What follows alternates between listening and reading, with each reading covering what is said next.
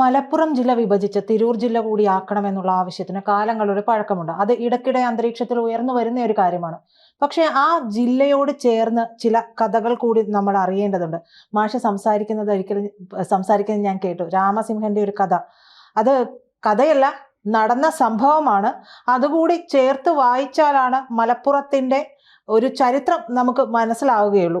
ഈ മലപ്പുറം ജില്ല വിഭജിച്ച് മറ്റൊരു ജില്ല വരികയാണെങ്കിൽ നല്ലത്. പക്ഷെ അതിന് പിന്നിൽ പ്രവർത്തിക്കുന്നവരെ കൂടി, അവരുടെ ചരിത്രം കൂടി നമ്മൾ മനസ്സിലാക്കേണ്ടതുണ്ട്.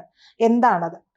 തീർച്ചയായിട്ടും മലപ്പുറം ജില്ല 1969 വന്ന ജില്ലയാണ്. ആ ജില്ല ഉണ്ടാകുന്ന കാലം തൊട്ട് തന്നെ അങ്ങനെ ഒരു ജില്ല വന്നാലുള്ള ആപത്തിനെ കുറിച്ചൊക്കെയുള്ള തർക്കങ്ങളുണ്ട്. ആ ജില്ലയെ ഒരുപക്ഷെ ഏറ്റവും ശക്തമായിട്ട് എതിർത്തത് പഴയ കേളപ്പജിയാണ്. അതേ കാലത്ത് തന്നെ ഏതാണ്ട് ആര്യാടൻ മുഹമ്മദാണ്. അപ്പോൾ കോൺഗ്രസ് അന്ന് മലപ്പുറം ജില്ലയ്ക്ക് ശക്തമായിട്ട് എതിരായിരുന്നു. അതിൻ്റെ ഒരു നേർക്കുനേരെയുള്ള കാരണം അവരന്ന് പ്രതിപക്ഷത്താണ്. 1967 EMS ഗവൺമെൻറ് ഭരിക്കുമ്പോൾ മുസ്ലിം ലീഗ് ആ മന്ത്രിസഭയിലുണ്ട്, കോൺഗ്രസ് ഇല്ല. അതിൻ്റെ അപ്പോൾ മുസ്ലിം ലീഗിൻ്റെ സമ്മർദ്ദത്തിൻ്റെ ഫലമായിട്ടാണ് ആ ജില്ല രൂപീകരിക്കേണ്ടി വന്നത്. അത് EMS തന്നെ പിന്നീട് സമ്മതിച്ചിട്ടുണ്ട്. EMS സമ്മതിച്ചപ്പോൾ EMS ഒരു കാര്യം കൂടി ചേർത്ത് പറഞ്ഞു. മുസ്ലിം ലീഗിൻ്റെ സമ്മർദ്ദത്തിന് വഴങ്ങി മലപ്പുറം ജില്ല രൂപീകരിച്ചതുകൊണ്ട് ഉണ്ടായ ഒരു ദോഷം, ഈ ജില്ലയുടെ മുഴുവൻ ക്രെഡിറ്റും അവകാശപ്പെട്ടുകൊണ്ട് മുസ്ലിം ലീഗ് ശക്തിപ്പെട്ടു ഒരു ഭാഗത്ത്. മറുഭാഗത്ത് മുസ്ലിം വർഗീയതക്ക് കമ്മ്യൂണിസ്റ്റുകാർ വഴങ്ങി എന്ന് മുറവിളി കൂട്ടിക്കൊണ്ട് ഇപ്പുറത്ത് ഹിന്ദു സാമുദായികവാദവും ഹിന്ദു വർഗീയതയും വളർന്നു. രണ്ടു വർഗീയതയും വളരാൻ തൻ്റെ ഗവൺമെൻറ് നിമിത്തമായി എന്ന് അദ്ദേഹം തന്നെ വളരെ വളരെ ഭംഗിയായി, അല്ലെങ്കിൽ അങ്ങേയറ്റത്തെ ഒരു സ്വയം വിമർശനം എന്ന നിലയിൽ രേഖപ്പെടുത്തിയിട്ടുണ്ട്. ഇപ്പോഴത്തെ പ്രശ്നം മലപ്പുറം ജില്ല വീണ്ടും വിഭജിക്കണം. അതിന് ന്യായമായി പറയുന്ന അടിസ്ഥാന കാരണങ്ങൾ, സാങ്കേതിക കാരണങ്ങളൊക്കെ ശരിയാണ്. മലപ്പുറം ജില്ലയുടെ വലിപ്പം, ജനസംഖ്യ, മാത്രമല്ല വികസനത്തിൻ്റെ സൗകര്യം, ഭരണ സൗകര്യം, അതിനാണല്ലോ ജില്ല. അപ്പോഴുണ്ടാകുന്നത് ഇപ്പം ഒരു മലപ്പുറം ജില്ല എന്ന് പറഞ്ഞാൽ ഇപ്പം തന്നെ മലപ്പുറത്തിന് പ്രാതിനിധ്യ സ്വഭാവമുണ്ട്. മലപ്പുറം സമം മുസ്ലിം, അതിന് മുസ്ലിം ഭൂരിപക്ഷ ജില്ല എന്ന പ്രാതിനിധ്യ സ്വഭാവമുണ്ട്. മാത്രമല്ല മുസ്ലിം ലീഗിൻ്റെ ഒരു കുത്തക ജില്ല എന്ന രീതിയിൽ വരും. അപ്പോൾ ഇനി അതിനെ വിഭജിച്ചിട്ട് രണ്ടെണ്ണമായി കഴിഞ്ഞാൽ ഒന്നിനു പകരം രണ്ടാവും. രണ്ട് മുസ്ലിം ഭൂരിപക്ഷ ജില്ല അല്ലെങ്കിൽ രണ്ട് ലീഗിൻ്റെ ജില്ല എന്ന രീതിയിൽ വരും. അതാണ് ഇതിൻ്റെ ഇപ്പോൾ ഉയർന്നു വരുന്ന ഒരു പ്രശ്നം. ഇതാണ് അതിനേക്കാൾ അപകടം അല്ലെങ്കിൽ അതിനേക്കാൾ ഇത് ചർച്ചയ്ക്ക് വരാനുള്ള കാരണം, മലപ്പുറം ജില്ല വിഭജിക്കണം എന്ന് ആദ്യമായി ആവശ്യപ്പെട്ടത്, അതൊരു പ്രധാനപ്പെട്ട കാര്യമാണ്. ആദ്യമായി ആവശ്യപ്പെടുന്നത് SDPI ആണ്, അല്ലെങ്കിൽ പോപ്പുലർ ഫ്രണ്ട്, ആ വിഭാഗമാണ്. ഇസ്ലാമിക തീവ്രവാദികൾ ആവശ്യപ്പെട്ടു എന്നതാണ് പ്രധാനപ്പെട്ട കാര്യം. അവരും ചൂണ്ടിക്കാണിക്കുന്ന വസ്തുതാപരമായ കാര്യങ്ങളൊക്കെ തന്നെയാണ്. വികസനത്തിൻ്റെ കുറവ്, ഈ പ്രത്യേകിച്ച് സ്കൂളുകളുടെ എണ്ണത്തിൻ്റെ കുറവ്, ഈ മലപ്പുറം ജില്ലയിൽ +2 സീറ്റുകളുടെ കുറവ്, ഇതൊക്കെ വസ്തുതയാണ്. മലപ്പുറം ജില്ലയിൽ +2 സീറ്റുകൾക്ക് ഇപ്പോഴും സീറ്റ് കിട്ടാതെ കുട്ടികൾ പുറത്ത് നിൽക്കുമ്പോൾ ഇടുക്കി പോലുള്ള ജില്ലകളിൽ സീറ്റ് പോലും ഇല്ലാതെ, അതായത് പലപ്പോഴും സീറ്റുകൾ ഒഴിഞ്ഞു കിടക്കുന്നു, ധാരാളമായിട്ട് സീറ്റുകൾ ഒഴിഞ്ഞു കിടക്കുന്നു. ആ വസ്തുതയും കമ്പാരിസണൊക്കെ ശരിയാണ്. പക്ഷേ ഒരു പ്രശ്നമുള്ളത്, മലപ്പുറം ജില്ല രൂപീകരിക്കണമെന്ന് ആവശ്യപ്പെടുന്നത് ഒരു തീവ്രവാദ പ്രസ്ഥാനമാകുമ്പോൾ, ഒരു ഇസ്ലാമിക തീവ്രവാദ പ്രസ്ഥാനമാകുമ്പോൾ അവരുടെ താല്പര്യം ജനങ്ങളുടെ നന്മയും ക്ഷേമവും ആകണമെന്നില്ല. അവരുടെ താല്പര്യങ്ങൾ മറ്റു പലതും കൂടി ആവാം. അത് ഹിഡൻ ആവാം. ഒരു ജില്ലക്ക് പകരം 2 ജില്ല കേരളത്തിൽ ഞങ്ങൾക്ക് സ്വാധീനമുള്ള, അല്ലെങ്കിൽ എന്ന് പറഞ്ഞ് ബാർഗെയിൻ ചെയ്യാവുന്ന ഒരു രാഷ്ട്രീയ കാലാവസ്ഥയിലേക്ക് അത് പോകില്ലേ തുടങ്ങിയ ആശങ്കകളുണ്ട്. പക്ഷെ എനിക്ക് തോന്നിയിട്ടുള്ളൊരു കാര്യം ഇതാണ്, ഒരു വ്യത്യാസം കൂടിയുണ്ട്. മലപ്പുറം ജില്ല വേണമെന്ന് ആവശ്യപ്പെട്ടത് മുസ്ലിം ലീഗാണ്. മുസ്ലിം ലീഗിന് അത് ആവശ്യപ്പെടാൻ 67 ഗവൺമെൻറ്റിൽ മുസ്ലിം ലീഗ് വരുന്നതിന് മുമ്പ് തന്നെ 1960 മുസ്ലിം ലീഗിൻ്റെ MLA ആയിരുന്നു. 60 ഗവൺമെൻറ്റിൽ ലീഗ് ഇല്ലല്ലോ. 60 മുസ്ലിം ലീഗിനെ സ്പീക്കർ മാത്രമാക്കിയിട്ട് ഗവൺമെൻറ്റിൽ ചേർക്കാതെ കോൺഗ്രസ് മാറ്റി നിർത്തിയ സമയമാണ്, ഓർമ്മയില്ലേ? ആ ഒരു കാലമാണ്. ആ കാലത്ത് 60 മുസ്ലിം ലീഗിൻ്റെ ഒരു MLA, മലപ്പുറത്തെ മങ്കടയിൽ നിന്ന് ജയിച്ചു പോയ ആലങ്കോട് അബ്ദുൽ മജീദ് എന്ന MLA ആണ് ആദ്യമായിട്ട് 60 ഗവൺമെൻറ് കാലത്ത് തന്നെ ആവശ്യപ്പെട്ടിട്ടുണ്ട്. പക്ഷേ അന്ന് മുസ്ലിം ലീഗാണ് ആവശ്യപ്പെടുന്നത്. മുസ്ലിം ലീഗ് എന്തൊക്കെ പറഞ്ഞാലും ഭരണഘടനാപരമായി പ്രവർത്തിക്കുന്ന ഒരു പാർട്ടിയാണ്. ഹിഡൻ അജണ്ട എന്ന് പറഞ്ഞാൽ ബോംബ് നിർമ്മാണം, അക്രമം, അത്തരത്തിലുള്ള അജണ്ടകൾ മുസ്ലിം ലീഗിന് അറിവായിടത്തോളം ഇല്ല. അവരുടെ അജണ്ട ഭരണഘടനാപരമായ മാർഗത്തിലൂടെ മുസ്ലിം സമുദായത്തിൻ്റെ ക്ഷേമത്തിന് വേണ്ടി പ്രവർത്തിക്കുക എന്നൊരു അജണ്ടയാണുള്ളത്. ആ പാർട്ടിയാണ് 1960 ഗവൺമെൻറ്റിൽ ആവശ്യപ്പെടുന്നത് മലപ്പുറം കേന്ദ്രീകരിച്ച് ഒരു ജില്ല വേണം. അപ്പോൾ അന്ന് പാലക്കാട്, കോഴിക്കോട് ജില്ലകളിലാണ് ഈ പ്രദേശങ്ങളിലൊക്കെ കിടക്കുന്നത്, ഏറനാട്, വള്ളുവനാട് താലൂക്കുകൾ. അപ്പോൾ ആ താലൂക്കുകൾ ചേർത്തുകൊണ്ട് ഒരു ജില്ല രൂപീകരിക്കണമെന്ന് ലീഗ് ആവശ്യപ്പെടുമ്പോൾ അന്ന് ലീഗിൻ്റെ ഒരു സ്വഭാവം വെച്ചിട്ട് ലീഗിനെ എതിർക്കുന്ന കോൺഗ്രസ് വലിയ തോതിൽ അതിനെതിരായി. തീർച്ചയായിട്ടും അന്ന് ജനസംഘമുണ്ട്, അവരും എതിരായി. അപ്പോൾ അതാണ് അന്ന് സംഭവിച്ചതെങ്കിൽ ഇപ്പോഴത്തെ പ്രശ്നം അതല്ല. ഇപ്പം മുസ്ലിം ലീഗിനേക്കാൾ തീവ്ര സ്വഭാവമുള്ള, അന്ന് മുസ്ലിം ലീഗിനെ വർഗീയവാദി എന്ന് വിളിച്ചിരുന്നത് പഴയ പാകിസ്ഥാൻ വാദവും അതിനെ തുടർന്നുള്ള കൂട്ടക്കൊലകളും വിഭജനവും ഒക്കെ ഓർമ്മയിൽ വെച്ചുകൊണ്ടാണ് ആ മുസ്ലിം ലീഗിനെ സൂക്ഷിക്കണമെന്ന് പറഞ്ഞിരുന്നത്. ഇപ്പോഴത്തെ ചിത്രം അതല്ല. ഇന്നിപ്പോൾ വിഭജനത്തെക്കാളും മാരകമായി മനുഷ്യ മനസ്സിൽ വിഷവും വർഗീയതയും വിഭജനവും ഉണ്ടാക്കുന്ന ശക്തികൾ, അതാരായാലും ഇപ്പോൾ മുസ്ലിം തീവ്രവാദ പ്രസ്ഥാനങ്ങൾ മലപ്പുറം വിഭജിച്ച് 2 ജില്ല വേണമെന്ന് പറയുമ്പോൾ ഉണ്ടാകുന്ന പ്രശ്നങ്ങളുണ്ട്. അപ്പോൾ ലീഗിനേക്കാൾ ഇന്നിപ്പോൾ മുസ്ലിം ലീഗിനേക്കാൾ തീവ്രമായ വർഗീയ പ്രസ്ഥാനങ്ങൾ ഇന്ത്യയിൽ ഇഷ്ടം പോലെ ഉണ്ട്. അതുകൊണ്ട് മുസ്ലിം ലീഗിനെ നമ്മൾ ആരും ഒരു ഭീകര പ്രസ്ഥാനം എന്ന് വിളിക്കാറില്ല, ആരും ഒരു മീഡിയയും വിളിക്കാറില്ല. കാരണം അവർ പകൽ വെളിച്ചത്തിൽ പ്രവർത്തിക്കുന്നു, പകൽ വെട്ടത്തിൽ ജനങ്ങളോട് വോട്ട് ചോദിക്കുന്നു, അക്കൗണ്ടബിളാണ്, മത്സരിക്കുന്നു, ജയിക്കുന്നു, ഭരിക്കുമ്പോൾ തീർച്ചയായിട്ടും ഏതൊരു രാഷ്ട്രീയ പാർട്ടിക്കും നേരെയുള്ളതുപോലെ അഴിമതി ഉൾപ്പെടെയുള്ള ആരോപണങ്ങളുണ്ട്.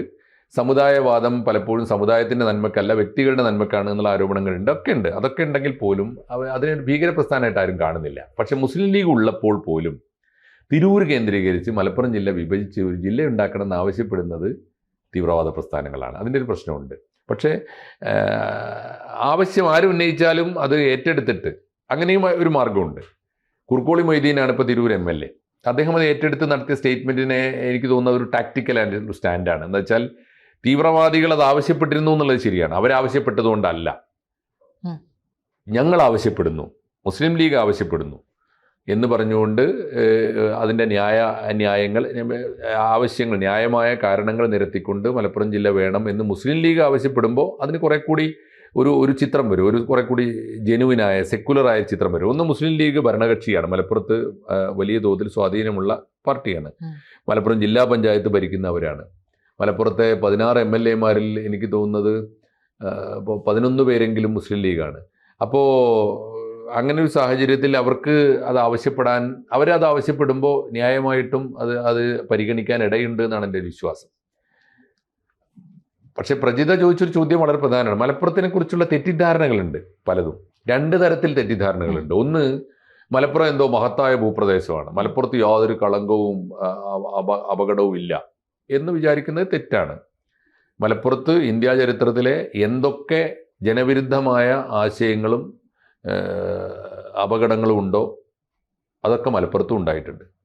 മലപ്പുറത്ത് പാകിസ്ഥാൻവാദികൾ ഉണ്ടായിട്ടുണ്ട്. മലപ്പുറത്ത് വലിയ തോതിൽ ഈ ഫാസിസം എന്ന് നമ്മൾ വിളിക്കാവുന്ന ഒരാൾ ഒരു മതം വിട്ട് മറ്റൊരു മതത്തിലേക്ക് പോയാൽ അയാളെ കൂട്ടക്കൊല ചെയ്ത പാരമ്പര്യമുണ്ട്. അതാണ് രാമസിംഹൻ കേസ് എന്ന് പറയുന്നത്. ഇത് 247-ലാണ്. രാമസിംഹൻ കേസ് എന്ന് പറയുന്നത് മലപ്പുറത്ത് ഒരു വലിയ പ്രമാണിയായിരുന്നു, കിളിയമണ്ണിൽ ഉണ്ണീൻ എന്ന വലിയ പ്ലാന്ററായിട്ടുള്ള എസ്റ്റേറ്റ് മുതലാളി, അദ്ദേഹവും അദ്ദേഹത്തിൻ്റെ അനിയൻ കിളിയമണ്ണിൽ ആലിപ്പു എന്ന് പറയുന്നയാളും ഈ അദ്ദേഹത്തിന് സഹോദരങ്ങൾ തമ്മിൽ വലിയ അടുപ്പമാണ്. അപ്പോൾ ഈ കിളിയമണ്ണിൽ ഉണ്ണീൻ ബ്രിട്ടീഷുകാരുടെ എസ്റ്റേറ്റ് മാനേജറായിരുന്നു. പലതരത്തിൽ അവരുമായിട്ട് ബന്ധമുണ്ട്. അപ്പോൾ വിശാലമായൊരു പഠനമൊക്കെ നടത്താനും ഒക്കെ അദ്ദേഹത്തിന് അവസരമുണ്ടായി. അപ്പോൾ ഹിന്ദു സന്യാസിമാരുമായിട്ട് അദ്ദേഹം അടുത്തിടപെടാൻ തുടങ്ങി. അവരിൽ നിന്ന് ഈ ഹിന്ദു മതത്തെക്കുറിച്ചും വേദങ്ങളെക്കുറിച്ചൊക്കെ പഠിക്കാൻ തുടങ്ങി. അങ്ങനെ ഒരു ഘട്ടത്തിൽ അദ്ദേഹം 1947 പോയിട്ട്, 47 നമ്മൾ സ്വാതന്ത്ര്യത്തിൻ്റെ തൊട്ട് മുമ്പുള്ള കാലത്ത് അദ്ദേഹം പോയിട്ട് ആര്യ സമാജത്തിൽ പോയി, സ്വയം ഹിന്ദു മതത്തിൽ ആകൃഷ്ടനായിട്ട് അദ്ദേഹം ഹിന്ദു മതത്തിൽ ചേർന്നു. അദ്ദേഹം അന്ന് വിവാഹിതനും 2 മക്കളുമുണ്ട്. അദ്ദേഹം കല്യാണം കഴിച്ചത് മണ്ണാർക്കാട്ടെ വലിയ മുസ്ലിം ലീഗ് നേതാവായിരുന്ന കല്ലടി ഉണ്ണിക്കമ്മു സാഹിബ് എന്ന് പറയുന്ന പ്രമാണിയുടെ മോളെയാണ്. അപ്പോൾ അദ്ദേഹത്തിന് 2 മക്കളുമുണ്ട്. അപ്പോൾ ഭാര്യ ഈ വിവരം അറിഞ്ഞിട്ട്, അദ്ദേഹം മതം മാറാൻ പോകുന്നു എന്ന വിവരം അറിഞ്ഞിട്ട് ഭാര്യ നേരത്തെ സ്വന്തം വീട്ടിലേക്ക് പോയി. അപ്പോൾ ഇദ്ദേഹവും 2 മക്കള്, ഇദ്ദേഹത്തിൻ്റെ അനിയൻ ഈ പറഞ്ഞ ആലിപ്പു, ഇവർ ചെന്ന് ആര്യസമാജത്തിൽ ചേർന്ന് മതം മാറി. ആര്യസമാജത്തിൽ പോയി മതം മാറി. അതിന് എല്ലാ സൗകര്യങ്ങളും ചെയ്തു കൊടുത്തു. ഒരു കാര്യം കൂടി അവർ ചെയ്തു, ഇവരോടുള്ള പ്രത്യേക ബഹുമാന സൂചകമായിട്ട് ഈ ആലിപ്പു, അനിയൻ കല്യാണം കഴിച്ചില്ല, ചെറുപ്പക്കാരനാണ്, അവന് അക്കാലത്തെ അവിടുത്തെ ഒരു ബ്രാഹ്മണ കുടുംബത്തിൽ നിന്ന് കല്യാണം കഴിച്ചു കൊടുത്തു. കമലാന്തർജൻ എന്ന് പറഞ്ഞു. അവർ സന്തോഷത്തോടെ, കാരണം ഇവർ പണവും സ്വാധീനവും ഒക്കെ ഉണ്ട്, സംസ്കാരവും ഉണ്ട്, അവർ സ്വമേധയാ ഹിന്ദു മതത്തിലേക്ക് കടന്നു വന്നതിൻ്റെ സന്തോഷ സൂചകമായിട്ട് സാധാരണഗതിയിൽ അങ്ങനെ മതം മാറി വന്നവർക്ക് ഒരു ബ്രാഹ്മണ കുടുംബത്തിൽ നിന്നൊക്കെ കല്യാണം കഴിക്കുക എളുപ്പമല്ല. അവർ കല്യാണം കഴിച്ചു കൊടുത്തു. അപ്പോൾ പക്ഷേ അത് വലിയ ഒച്ചപ്പാടും കോലാഹലവും ഉണ്ടാക്കി. കാരണം ഈ കിളിയമണ്ണിൽ ഉണ്ണീൻ മതം മാറിയാൽ അദ്ദേഹത്തിൻ്റെ അനുയായികളും അദ്ദേഹത്തെ ആശ്രയിച്ച് ജീവിക്കുന്നവരുമായ ഒരുപാട് കുടുംബങ്ങളെ അത് ബാധിക്കും. അവരൊക്കെ ഒരു പക്ഷെ വലിയ തരത്തിൽ കൂട്ടമായൊരു മതമാറ്റത്തിലേക്കൊക്കെ വന്നേക്കാം. അദ്ദേഹം ആരെയും നിർബന്ധിച്ചില്ല എങ്കിൽ പോലും അങ്ങനെ സംഭവിച്ചേക്കാം. കാരണം മുതലാളിക്ക് ആവാമെങ്കിൽ നമുക്കൊക്കെ ആവാമല്ലോ എന്ന് വിചാരിക്കുമല്ലോ. അപ്പോൾ സംഭവിച്ചത് എന്താണെന്ന് വെച്ചാൽ അതിനു വേണ്ടിയുള്ള ഗൂഢാലോചന നടന്നു. അതിനെതിരായിട്ട് എന്ത് ചെയ്യണം, എങ്ങനെ നേരിടണം. അങ്ങനെ ഇസ്ലാമിക മതപ്രമാണിമാരെല്ലാവരും കൂടി ഗൂഢാലോചന നടത്തിയിട്ട് ഒരു രാത്രി, എൻ്റെ ഓർമ്മ ആഗസ്റ്റ് 4-ാം തീയതിയാണെന്ന് തോന്നുന്നു, ആഗസ്റ്റ് 3-ഓ 4-ഓ എന്തായാലും അന്ന് രാത്രിയിൽ 47 സ്വാതന്ത്ര്യത്തിന് വേണ്ടി എല്ലാവരും കാത്തിരിക്കുന്ന ആ ആഴ്ചയിൽ ആഗസ്റ്റ് 4-ാം തീയതി രാത്രിയിൽ ഗംഭീരമായ ഹുങ്കാരത്തോടെ ആരവങ്ങളോടെ വന്നിട്ട് അദ്ദേഹം എസ്റ്റേറ്റിനകത്തെ ഒരു ബംഗ്ലാവിൽ, ഒരു കൊച്ചു ബംഗ്ലാവിൽ കുടുംബസമേതം താമസിക്കുകയാണ്. ആ ബംഗ്ലാവ് വളഞ്ഞിട്ട് എല്ലാവരെയും കൂട്ടക്കൊല ചെയ്തു. അതായത് അദ്ദേഹം പേര് മാറിയിരുന്നു. കിളിയമണ്ണിൽ ഉണ്ണീൻ രാമസിംഹൻ എന്ന പേര് സ്വീകരിച്ചിരുന്നു. ഈ ആലിപ്പൂ ദയാസിംഹൻ, നരസിംഹൻ എന്ന പേര് സ്വീകരിച്ചിരുന്നു. അപ്പോൾ ഇവരെ രണ്ടുപേരെയും, പിന്നെ അവർക്ക് അരിവെപ്പുകാരൻ, സസ്യഭക്ഷണമായിരുന്നു, അത് വെച്ചു കൊടുക്കാൻ അവിടെ ഒരു അയ്യരുണ്ടായിരുന്നു, രാമയ്യർ എന്നിട്ടോ പേര്, അദ്ദേഹത്തെയും കൊന്നു. പിന്നെ ഈ 2 മക്കൾ അന്ന് പഠിക്കാൻ വേണ്ടി ഡൽഹിയിൽ ചേർത്തതുകൊണ്ട് അവർ രക്ഷപ്പെട്ടു. അവർ പിന്നെ, അപ്പോൾ അതാണ് സംഭവിക്കുന്നത്. ആ കൂട്ടക്കൊല നടന്നു. ഈ പാലക്കാട്ടെ മുനിസിപ്പൽ കോടതി പ്രഥമ ദൃഷ്ട്യാ അന്വേഷണം നടത്തിയിട്ട് 4 പേർക്ക് വധശിക്ഷയും ബാക്കി കുറേ പേർക്ക് ജീവപര്യന്തോ, കൂട്ടക്കൊലയായിരുന്നു. അപാരമായ ഒരുപാട് വലിയ ആൾക്കൂട്ടം, വലിയ പിന്നെ ഒരുക്കം, സന്നാഹങ്ങളൊക്കെ ആയിട്ട് വന്നിട്ടാണ് കൊന്നത്. ആർത്ത് വിളിച്ച് പന്തങ്ങളും കുന്തവും ഒക്കെ ആയിട്ട് വിളിച്ച് കൊല്ലുകയാണ് ഉണ്ടായത്. അപ്പോൾ എന്തായാലും ആ കേസ് പിന്നെ തെളിഞ്ഞില്ല. എന്താ കാര്യം എന്ന് വെച്ചാൽ ഈ ഹൈക്കോടതിയിൽ അപ്പീൽ പോയപ്പോൾ എല്ലാ സാക്ഷികളും കൂറുമാറി, പിന്നെ തെളിയിക്കാൻ പറ്റിയില്ല, മുഴുവൻ പേരെയും വെറുതെ വിട്ടു. അപ്പോൾ അതിൽ വലിയ രാഷ്ട്രീയ സ്വാധീനം ഉണ്ടായിരുന്നു. കാരണം ഇദ്ദേഹത്തിൻ്റെ ഫാദർ ഇൻ ലോ ഉണ്ടല്ലോ, അദ്ദേഹം വലിയ സ്വാധീനമുള്ള നേതാവായിരുന്നു. അതാണ് സംഭവം. ഇങ്ങനെയുള്ള സംഭവങ്ങളൊക്കെ മലപ്പുറത്തുണ്ട്. അപ്പോൾ അതുകൊണ്ട് മലപ്പുറത്ത് എല്ലാം ഭദ്രമാണ് എന്ന് കരുതേണ്ട കാര്യമില്ല. ഭൂമിയിലെ എല്ലാ മനുഷ്യവിരുദ്ധമായ എലമെൻസും അവിടെ ഉണ്ട്. വർഗീയതയുണ്ട്, എല്ലാതരം വർഗീയതയുണ്ട്. മുസ്ലിം വർഗീയത ഉള്ളതുകൊണ്ട് തന്നെ പിൽക്കാലത്ത് ഹിന്ദു വർഗീയതയുണ്ട്, എല്ലാം ഉണ്ട്. പിന്നെ ഒരു കൗതുകം നിറഞ്ഞൊരു കാര്യമുള്ളത്, തിരൂർ കേന്ദ്രമായൊരു ജില്ല വരുന്നു എന്ന് കേട്ടാൽ അതിൻ്റെ ഒരു അർത്ഥം കൂടിയുണ്ട്. തിരൂർ തുഞ്ചത്തെഴുത്തച്ഛൻ്റെ നാടാണ്, ഭാഷാപിതാവ് അവിടെയാണ്. അപ്പോൾ മലപ്പുറമോ തിരൂരോ ജില്ലയൊന്നും ഇല്ലെങ്കിൽ പോലും തിരൂരെന്ന മണ്ണ് എഴുത്തച്ഛൻ്റെ മണ്ണാണ്, നമ്മുടെ സംസ്കാരത്തിൻ്റെയും നമ്മുടെ ഭാഷയുടെ ആസ്ഥാനമാണ്.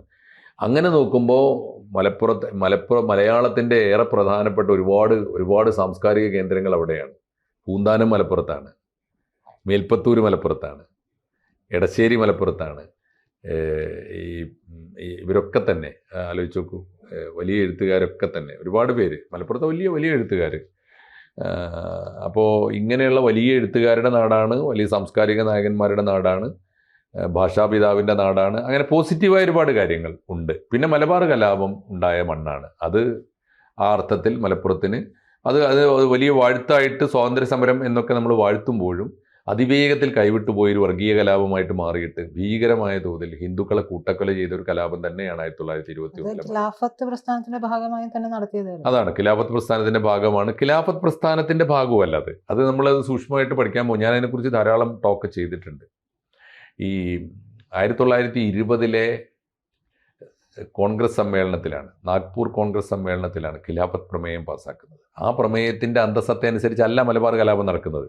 ആ പ്രമേയത്തിൻ്റെ അന്തസ്സത്ത എന്താണ്? ഒന്ന്, അഹിംസാ മാർഗത്തിലേ പോരാടാവൂ, അതാണ് കോൺഗ്രസിൻ്റെ മാർഗം. 2, ഈ ബ്രിട്ടീഷുകാർക്ക് അഹിംസാ മാർഗത്തിലൂടെ തലവേദന ഉണ്ടാക്കി അവരെ ആട്ടി ഓടിച്ചിട്ട് ഇന്ത്യ ഒട്ടാകെ ഒരു ജനാധിപത്യ രാജ്യമാക്കണം എന്നാണല്ലോ നമ്മുടെ സ്വപ്നം.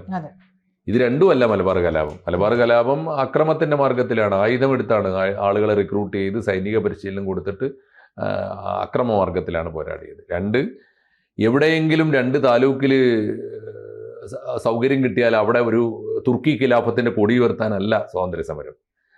മലബാർ ഈ ഖിലാഫത്ത് പ്രക്ഷോഭം ഖിലാഫത്ത് എന്ന പേര് തുർക്കിയിലെ ഖലീഫയുടെ ഖിലാഫത്ത് പദവി ബ്രിട്ടീഷുകാർ എടുത്തു കളഞ്ഞപ്പോൾ ലോക മുസ്ലിങ്ങൾക്ക് ഒട്ടാകെ ഉണ്ടായ വികാരം നമ്മുടെ ദേശീയ സമരത്തിൻ്റെ ഭാഗമാക്കി മുസ്ലിങ്ങളെ സജീവമാക്കാൻ വേണ്ടി സ്വീകരിച്ചൊരു തന്ത്രമാണ് ഗാന്ധിജി സത്യത്തിൽ അന്ന്. കാരണം മുഹമ്മദ് അലി ജിന്നയും മുസ്ലിം ലീഗും അപ്പുറത്ത് നിൽക്കുമ്പോൾ കോൺഗ്രസ്സിലേക്ക് മുസ്ലിങ്ങൾ വല്ലാതെ വന്നിരുന്നില്ല. അവരെ അടുപ്പിക്കാനെടുത്ത തന്ത്രമാണ്. പക്ഷേ അതിന് വലിയ വില കൊടുക്കേണ്ടി വന്നു.